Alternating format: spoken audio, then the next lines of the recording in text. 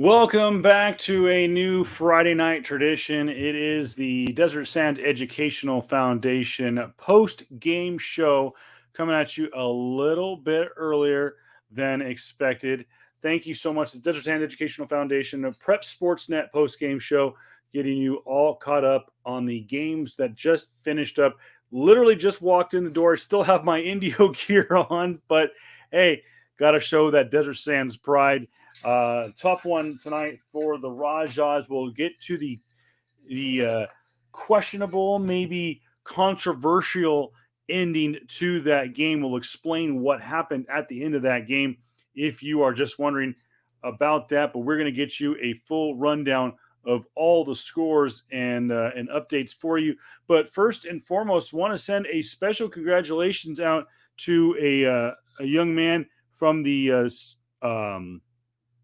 Palm Desert High School. Send a shout out to 6'3", 265-pound, 3-star senior Bryce Bolton, officially committed verbally publicly to the University of Oregon. He is a Aztec and will make his transition to Oregon next year. So congratulations to him, and congratulations to the Oregon Ducks. They got themselves a heck of a recruit as the recruiting season is in full swing. Also, a battle of number 1 versus number 2 in the national rankings.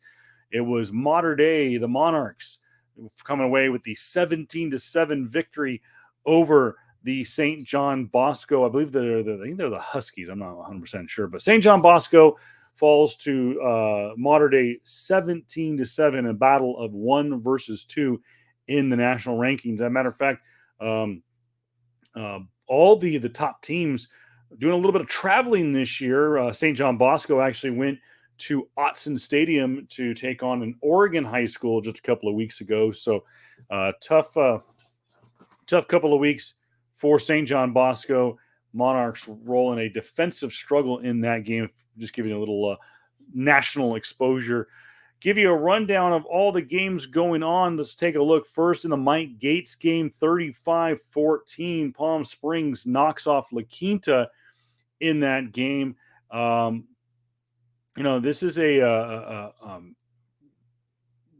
we talked last week about moving day. And moving day is where you got to move. That's exactly what it is. You got to move and make some moves in the standings. And Palm Springs, who was sitting at 4-1-1, handled their business last week. And La Quinta, talk about handling your business and moving, defeating Palm Desert in the flag game. So Palm Springs knew what they needed to do to make a move on the league championship, to give themselves a leg up. They needed to beat La Quinta. Could La Quinta dial the magic in again? They don't. They fall 35-14 in the Mike Gates game. Now, of course, the reason it's called Mike Gates game is because a coach / teacher who taught both at Palm Springs and La Quinta, they decided to dedicate the game in his memory when he passed away a few years ago. And they play it traditionally for the Mike Gates Trophy. And, it goes back to, or it remains in Palm Springs for another year. So 35-14 in that game. In a game that we saw kind of go a little bit back and forth early on was another game that has importance to the Desert Empire League. And that is Palm Desert and Xavier. The Kings of Cook Street, the other rivalry game, despite what anyone might say. It is a rivalry game. Xavier considers it a rivalry game. Xavier won the very first Kings of Cook Street game in an amazing fashion. And in this particular time, though they traded blows early in the game, scoring that is, Palm Desert comes away with the win, 42-28 in that game. Palm Desert pulled away late in the second quarter and really kind of put it out of reach in the third. Xavier kind of made a little bit of a comeback in this late in the game, but nonetheless, it was also, by the way, congratulations, homecoming for the Aztecs. And I know that the Aztecs, I know any team likes to win at homecoming. I know that wasn't the case across the board tonight, but big win for Palm Desert to get back on the winning way. So congratulations. Got to stay hydrated. Tips from Tom Brady there. Rolling through the scoreboard in a must-win game. We talked about this at halftime. Must-win game for Shadow Hills for a lot of reasons. First-year head coach, or I should say technically second year or third season head coach, Alex Escobar, who took over as the head coach after Ron Shipley retired at the end of the 19 season, and then went over and took on the AD job at Indio. Alex took over in the COVID season, which was the spring of 21. He had his first full season with the Knights in fall of 21. And then, of course, he gets his non-restrictive season, I guess you'd say, here in 2022. And not really a lot going on. I mean, you look at the record on the year and for Shadow, you know, at 4-2 going into this game. And really and truly, it's an unimpressive 4-2. And now they dropped to 4-3, losing 13-6 to Rancho Mirage. It was senior night for the Knights. So really unimpressive 4-3. I know they won some key games. They won the Mayor's Cup. I know there are some Indio fans out there that would like to have that game back. But just it's been a struggle of a year, and to get the wins that they did, to get the 4 wins that they did, it's been a real struggle. And so tonight was probably a cap on what has been kind of an unfortunate season. And people will say, like, Kevin, they have 4 wins. But, I mean, really and truly, it shouldn't be that close. Let's put it that way. At 4-3. They dropped to 1-1 in league play. Right now sit technically in second place in the Desert Empire League with Rancho Mirage, La Quinta, and Palm Desert. For the Knights, by the way, take a look at Shadow Hills' schedule remaining, because this is an important schedule for Shadow Hills. Take a look at Max Preps and bring up their schedule.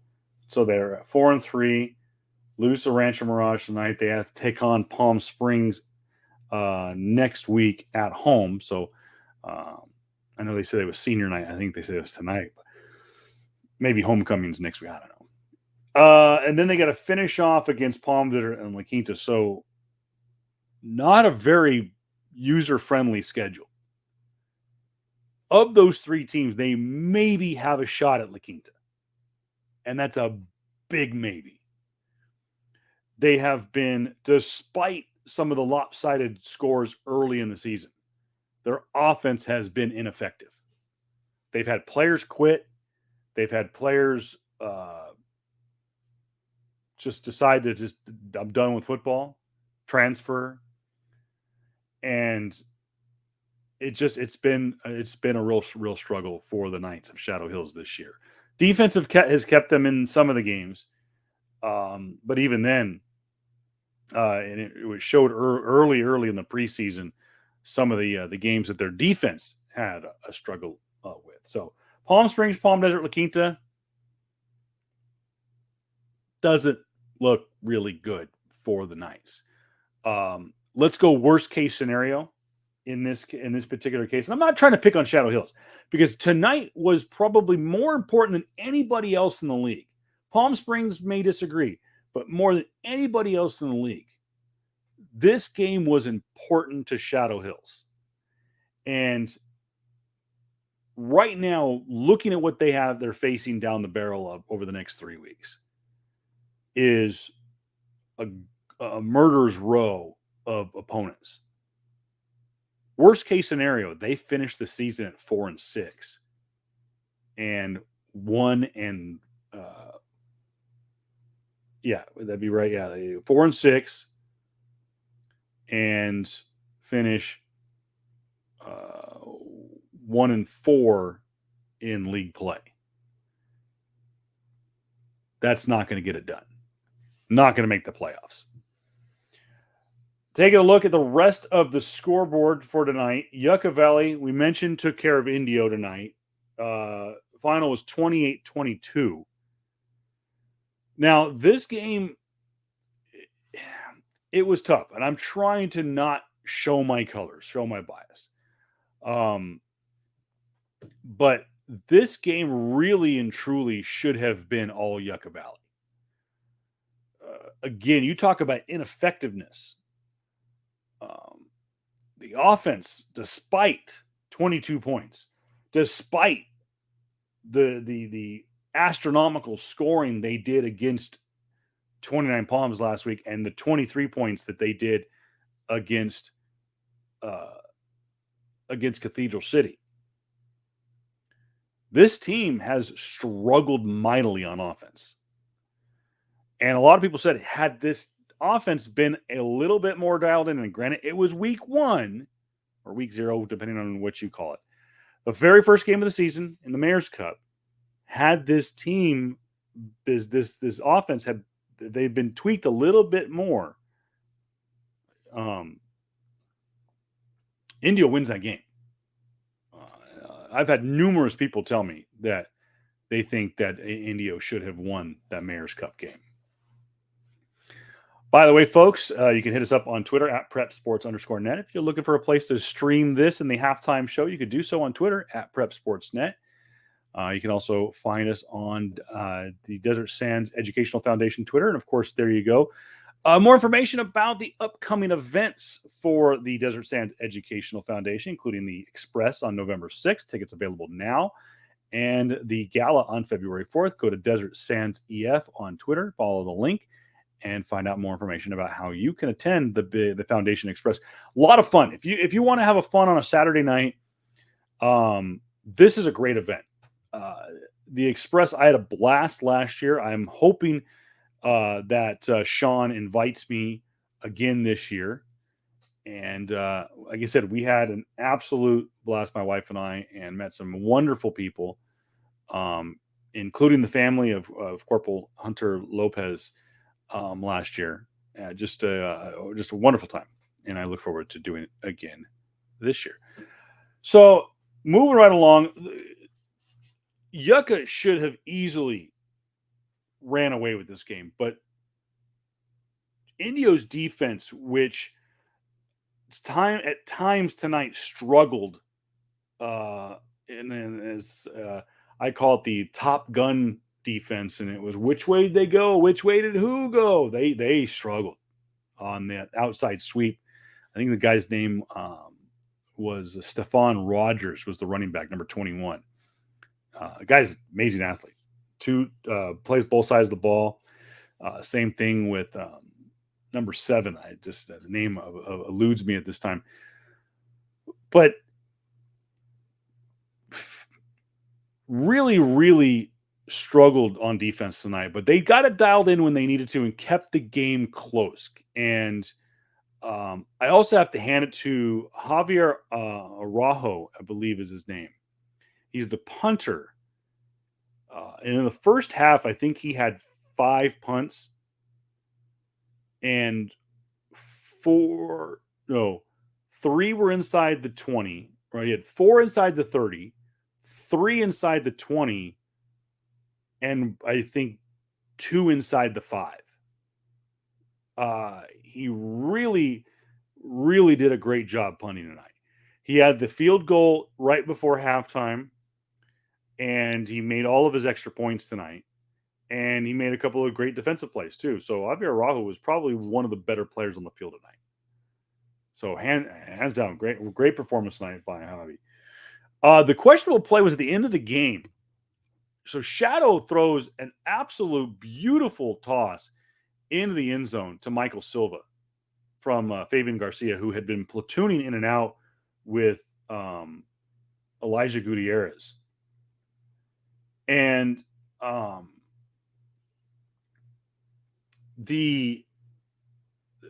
there should have been a penalty on the touchdown pass. And this is maybe I'm throwing the homer flag a little bit, but there was a late hit on the Silva touchdown.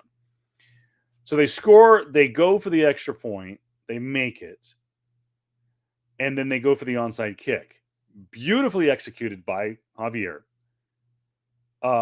Blocked out the defense, didn't touch the ball until it crossed the 10 yards, and they jumped on top of it. And immediately the referees show Indio ball. And then they huddle. And they take it away from Indio. And the place went berserk. Coach Zero, absolutely livid over the decision. And he let his voice be heard. And it wasn't until after the game that we all got a second look at the video and talked with some of the coaches that were on the sidelines and found out that Javier actually initially kicked the ball on the he kicked the ball off, and literally on his follow through of kicking the ball, he kicked it again. It was unintentional. He wasn't trying to do anything fancy. It was just pure dumb luck. And as a golfer, it's not uncommon for this to happen. It's called a double hit in golf. And this is what it was. It was a double kick. And obviously that's against the rules. But I think what was confusing about it was that they make the call and there's no flag on the play. They call it a converted onside kick. But then almost as if like, no, this was almost too good to happen. Let's confer about this. So it came across as, all right, we need to, for a lack of a better term, screw Indio out of this. I talked with numerous coaches, numerous officials on the sideline. Yes, Javier did double kick it. It's not some kind of hocus pocus, legit. It did happen. By the way, I want to welcome in our fans who are joining us here a little technically late, but actually early. We were scheduling this post-game show for 11 o'clock. We started a little early, only because I thought traffic was going to be a little bit more difficult to traverse coming out of Ed White Stadium tonight. But nonetheless, it was perfectly all right. We managed to get out just fine. So welcome in, everybody. Hello's go, everybody. We'll get you the ticker here in just a moment. So yeah, that's how it ended. Yucca takes 2 knees. Game is over. Yucca will play Desert Mirage next Friday on short notice. Desert Mirage will play Monday Night Football against Desert Hot Springs in Thermal on Monday night I think they said it was going to be a 6 o'clock kickoff. Let's talk about why that is. Actually, we'll get to that in just a moment. Let's wrap up the scores here. So Yucca wins 28-22. The final. Cathedral City defeats Banning 19-18. Coachella 65, 29 Palms 0, and Santa Rosa Academy 30, Desert Christian Academy 12. Take a look at the Desert Empire League. Take a look at the Desert Empire League standings on Max Preps. Palm Springs at 2-0, 5-1-1 on the year. They're in first place. Rancho Mirage at 1-1, 2-5 overall, technically sitting in second place. La Quinta 1-1, they're 3-4 overall. Shadow Hills in fourth at 4-3 overall, 1-1 in league play, and Palm Desert also at 1-1, 5-2 overall. Rounding out the bottom half, 2-5 on the year is Xavier Prep, 0-2 in league play. Take a look at the Desert Valley League. This is where it gets a little bit more interesting. Let's go to our Max Prep screen here, and talk a little bit about the standings. And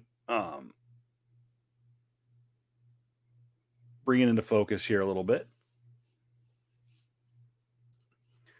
So we've got Coachella at 5-1 overall, 3-0 on league play. Yucca improves to 3-1, 5-2 overall. Indio is at 3-1, 3-4 overall.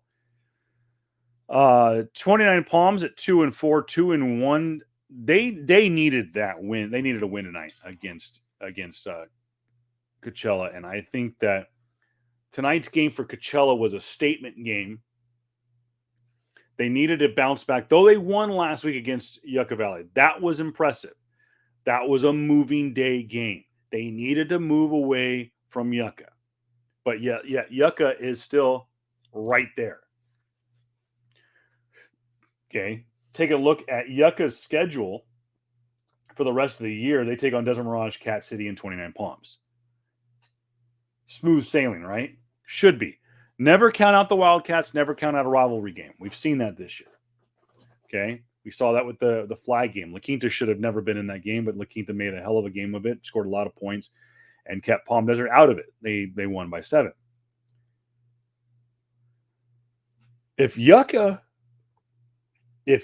plays the way they did tonight, and they played well against Indio, but Indio's defense kept them in check.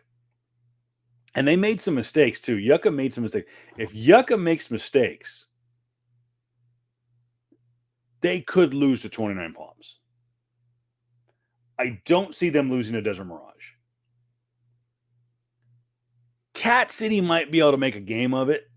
Maybe.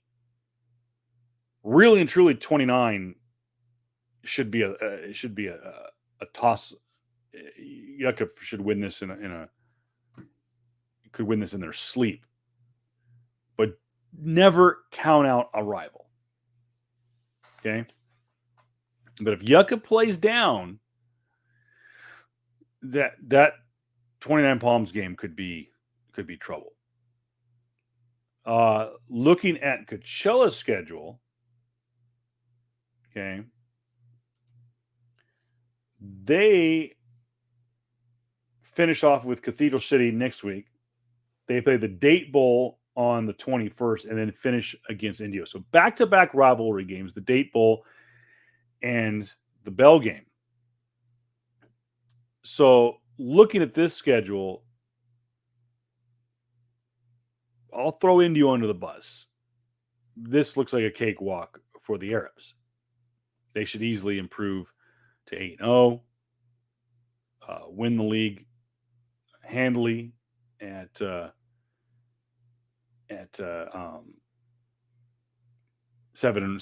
Well, I should say it hasn't changed there. That'll probably be 9-1 overall. So looking at the standings right now for the Desert Valley League is, I really don't see Indio losing next week to Banning. I don't see them losing to Desert Hot Springs. So Indio can improve to 5-4 going into the Bell game, and 5-1 in league play. Yucca is going into the rivalry game, is probably going to go to 5-1, and Coachella is going to be at 5-0. Oh, actually, they'll be 6-0. If it all plays out, there is no reason. You know, Coachella, let's say it plays out. Coachella goes to a perfect 7-0. Yucca Valley wins out. They would finish at 6-1.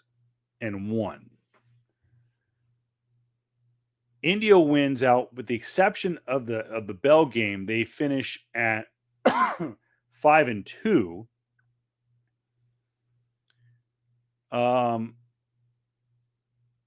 I don't see Indio falling out of third place, and at 5-2 in league, 5-4 overall, rather 5-5.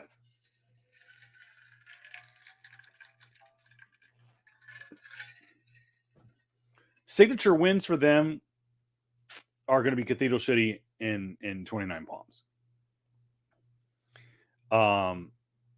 If they can go out and make statements against DHS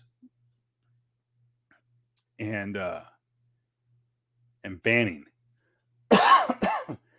it could help tremendously. And try not to get blown out by CV, but that's going to be Indio's defense is going to have to play lights out. If they can make it respectful against CV, if they can make statements against the Broncos and the Golden Eagles, I don't see why Indio can't make it at third place. But stranger things have happened. We'll take a look at. We'll take a better look next week at the Desert Empire League, and as the standings kind of take form. It's really hard to say right now when you're only what, 2 games in, 3 games in some cases, 2 games in. It's hard to try to draw the line on this one, but I think that right now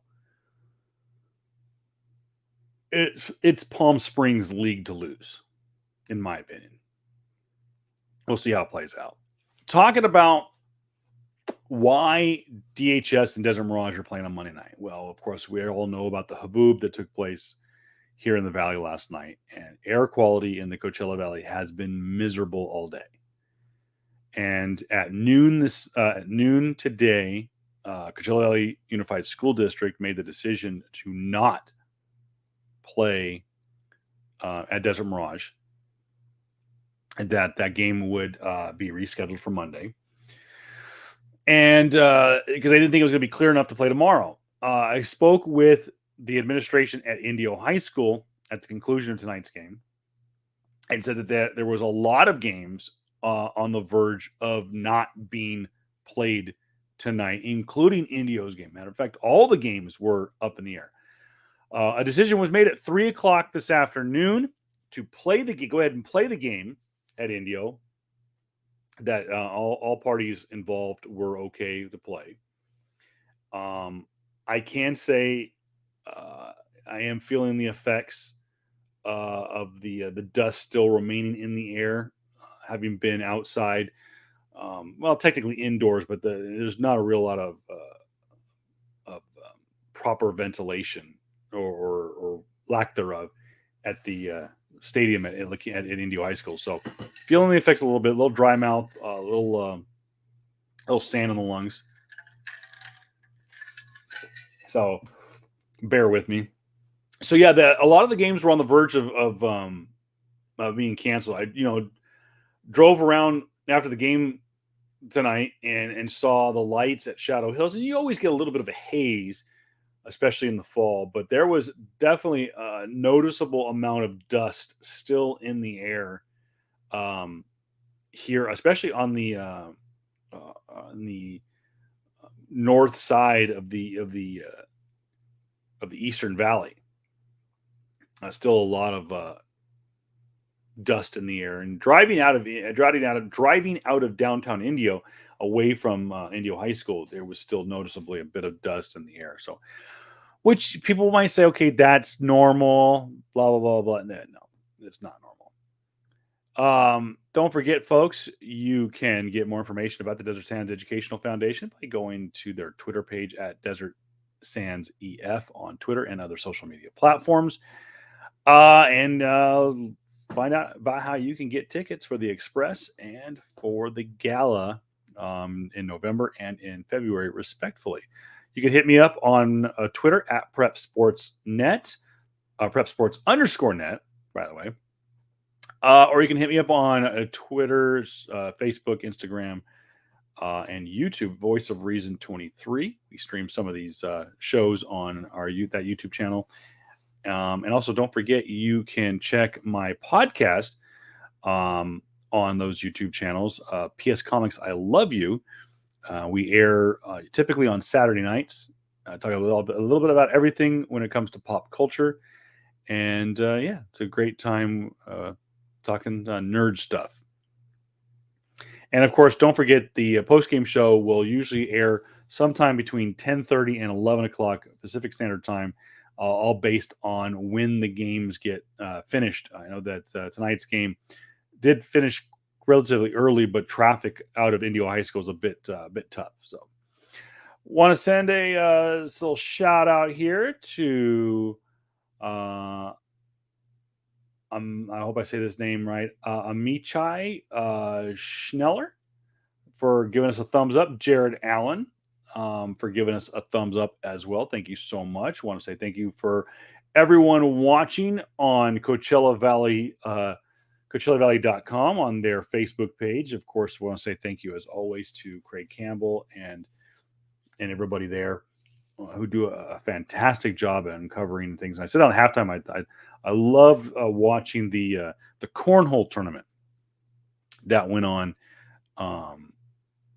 online or not online on well, they would play. I think they played it in Palm Springs, and they would stream it on CoachellaValley.com. So don't forget, there's the bottom line there. The final scores from tonight's game. Some good ones, some bad ones, some really good games. And congratulations to all those involved with tonight's games. I'm happy everyone was safe. No stories of any injuries, major injuries happening. So really, really glad for everyone involved. Taking a look again, next week's schedule. We mentioned Coachella will take on Cathedral City. Indio will take on Banning. Shadow Hills will take on Palm Springs. Palm Desert, they will play next week.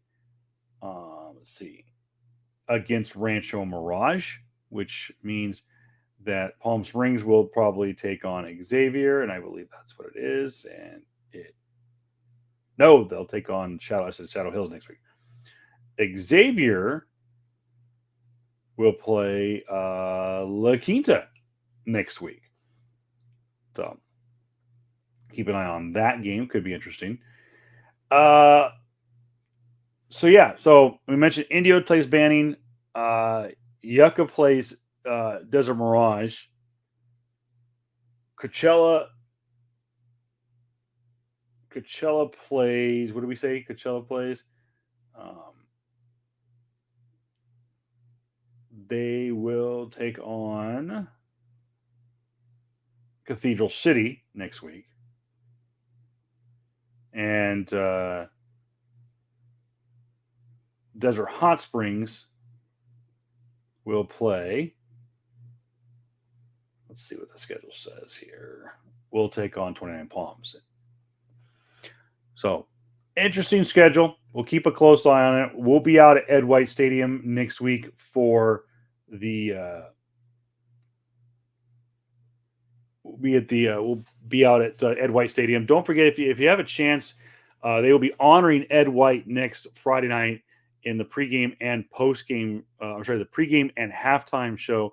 They will be officially retiring his jersey, and making a big spectacle of Ed, deservedly so. He's a legend at Indio High School. The stadium has been named pretty much permanently in his honor. He actually last appeared, I believe, at the stadium. I think it was before Super Bowl 50 a few years ago. And they gave him they gave away a golden football. So him and Oscar did that. And so both him and Oscar will be back out there next game. Now, Oscar Lua had his jersey retired in the during the Mayor's Cup, but the sound system blew up basically right before the game started, and really couldn't do him justice in honoring him. So they'll do a redo on that. So, well, folks, I am going to bid you adieu, as they say, and we will see you back out there under those Friday night lights next Friday night out at Indio High School. And like I said, we'll be honoring Ed White and Oscar Lua again. Should be a lot of fun. Don't forget, check out Desert Sands Educational Foundation on Twitter at Desert Sands EF and hit up their events. Should be a lot of fun. I'm really looking forward to that Foundation Express. I'm hoping I get to go. I hope I don't have anything that night. Don't forget to hit me up on Twitter at prepsports_net, or you can find me also on Twitter and also all social media platforms at Voice of Reason 23. And yeah, thank you so much, guys. We had a great night. Thank you for joining us. And we will see you next Friday night from Indio. Have a great night, everybody. We'll see you guys.